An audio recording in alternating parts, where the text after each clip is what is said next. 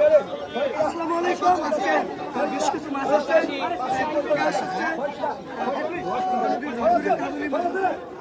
রূপালী ইলিশ মাছ আছে, বড় বড় ইলিশ মাছ দেখতে পাচ্ছেন। আজকে 5 ক্লাস মাছ প্রতিদিন 5 ক্লাস থাকে, আজকে সেকেন্ড ক্লাস তা তো না, 5 ক্লাসই বলবো। জাতকুমার মাছ, পাঙ্গাসগুলো আরে মাছ কিরে গো গো গো, আর পদ্মার মাছ পদ্মার মাছ পদ্মার মাছ